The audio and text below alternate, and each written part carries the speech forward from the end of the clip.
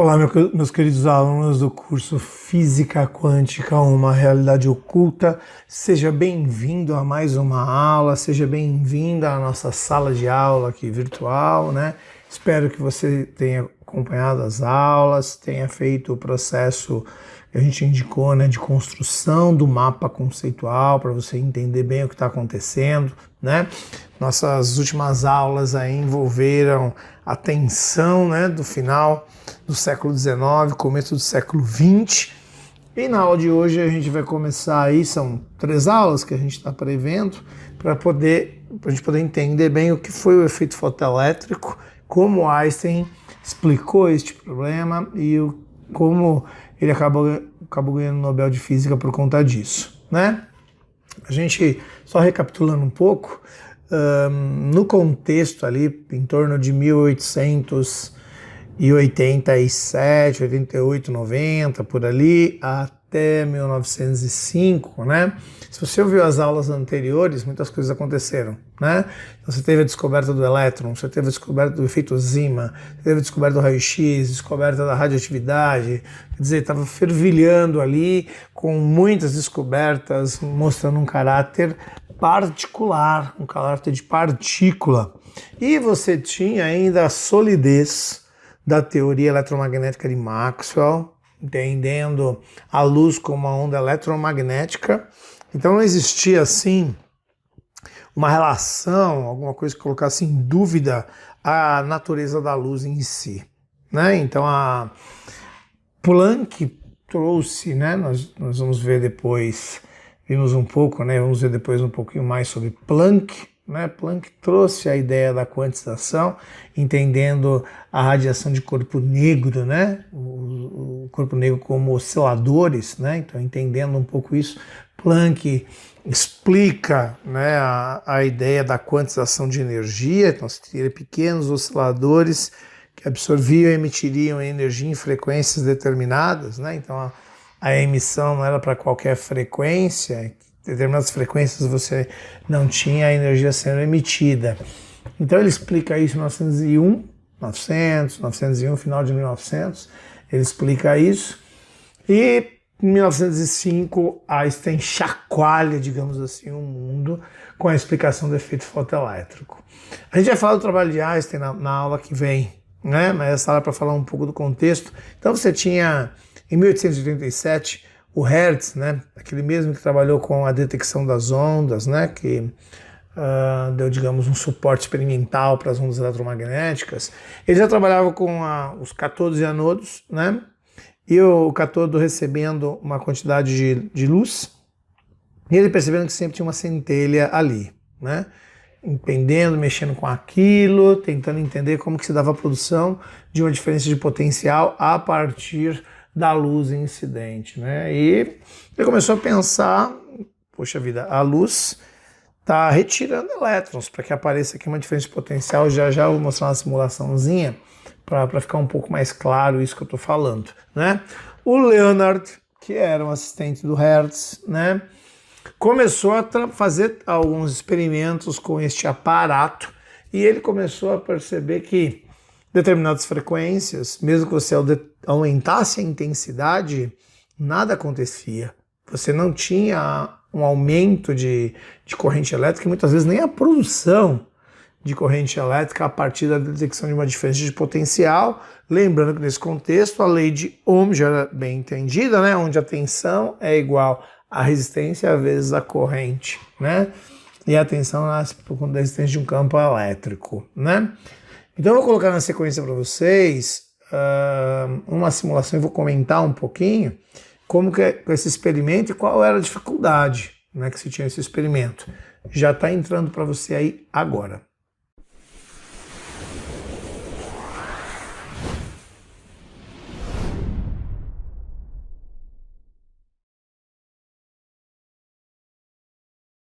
Bom, então você está vendo aí o aparato, né, para a gente poder tentar explicar um pouquinho o que estava acontecendo, né?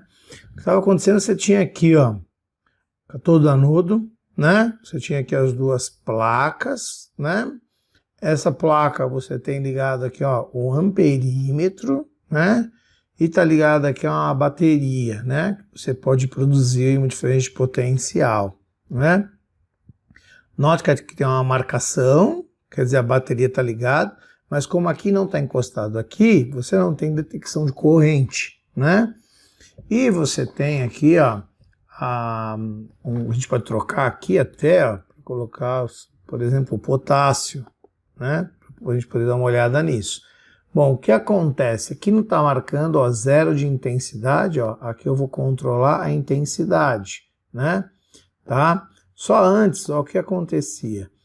O Leonard e o Hertz, né, eles colocaram aqui nesses comprimentos de onda, aqui alaranjado, vermelho, tá vendo?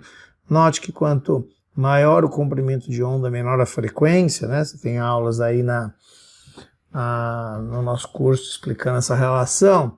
Eu posso ir mexendo aqui, ó, posso ir mexendo na intensidade, tá vendo? Eu estou aumentando a intensidade.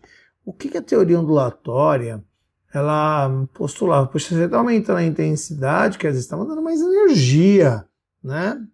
Mas por que não acontece nada?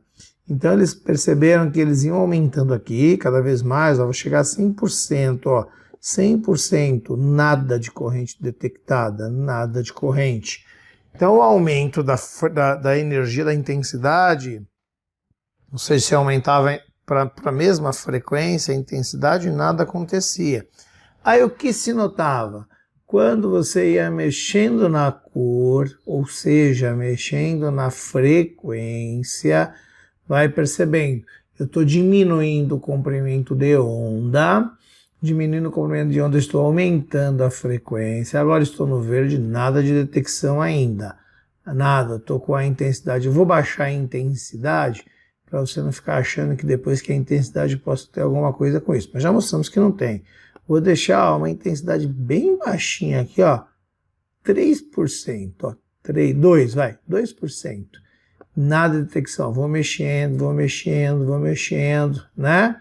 Estou no verde, vou indo para o azul, né? Vou diminuindo o comprimento de onda, vou aumentando. Veja, cheguei aqui, ó, já próximo do azul, olha o que você está vendo acontecer. Eu cheguei numa frequência em que nesta frequência se tem energia para poder retirar, né? Eu vou aumentar a intensidade. Vai vendo, estou mexendo na intensidade, né? Você tem ligeiramente uma detecção maior de elétrons que estão saindo aqui, ó. Você vê aqui a marcação. Na medida em que eu mexo, ó, na frequência, vou aumentando a frequência, eu vou aumentando a diferença de potencial, que você está vendo aqui desse lado, né, DDP inicial.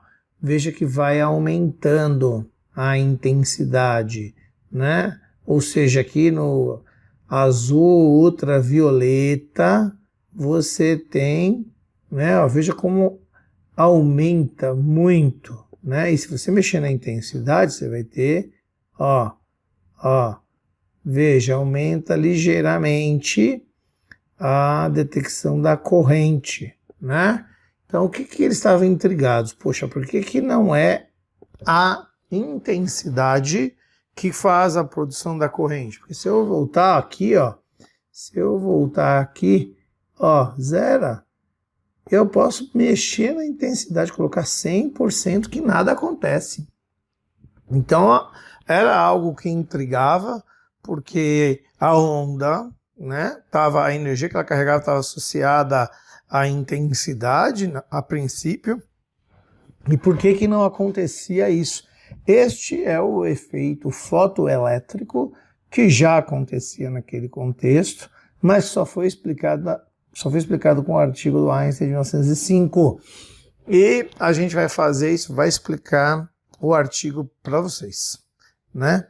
Espero que você tenha entendido o contexto, espero que você tenha entendido o problema, ok? Segura aí que a gente já vem concluir essa aula. Então, você viu aí como é que era, qual era o problema, né? O que é o efeito fotoelétrico? Quer dizer, o efeito fotoelétrico não foi inventado por Einstein, nada disso. Ele foi explicado.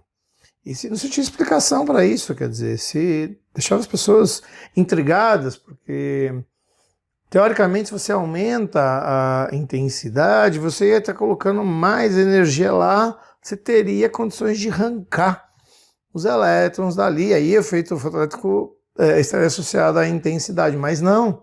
A gente percebe que isso acontece em uma frequência específica, né? Você até aumentando a intensidade nessa frequência, você consegue uma maior quantidade de elétrons, mas isso acontece numa frequência específica.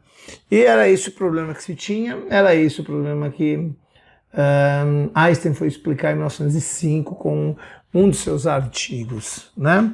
E a gente vai explicar isso para vocês na aula seguinte. Espero que você tenha entendido o contexto, qual foi o problema do efeito fotoelétrico, e a gente vai falar como é que Einstein resolveu esse problema, e depois vamos falar dos experimentos que confirmaram essa questão, que foram os experimentos de Millikan, né? Millikan fez 2 experimentos, o experimento muito conhecido da gota de óleo, a gente vai colocar ele como bônus aqui no canal, né? Para você entender que a ideia da quantização de energia já aparecia no experimento de Millikan. Isso normalmente no ensino médio você aprende quando você está estudando eletrostática, né, em campos uniformes, né, a experiência de Robert Millikan. E a gente vai ver a experiência que Millikan também acabou calculando a constante de Planck, né, numa tentativa de mostrar que Einstein estava errado. A honestidade de Millikan era tão grande que, na tentativa de encontrar erro na teoria de Einstein, ele a confirmou. E ele foi muito honesto e acabou ganhando também o Nobel de Einstein em 1905, né? O trabalho de Einstein em 1905, o Nobel de Millikan é de 1923. Ok? É isso, pessoal. Segura aí, na próxima aula falaremos do trabalho de Albert Einstein sobre isso, ok? Um grande abraço, até mais. Não esqueça dos mapas conceituais, continue estudando firme. Qualquer dúvida lá, entra lá no WhatsApp, me manda, a gente conversa, posta uma aula a mais, é uma aula extra se for necessário, mas o que eu quero é que você termine esse curso entendendo todo o contexto histórico da construção da física quântica e o que é a física quântica, ok? Um grande abraço, até mais, até a próxima aula. Tchau, tchau, pessoal.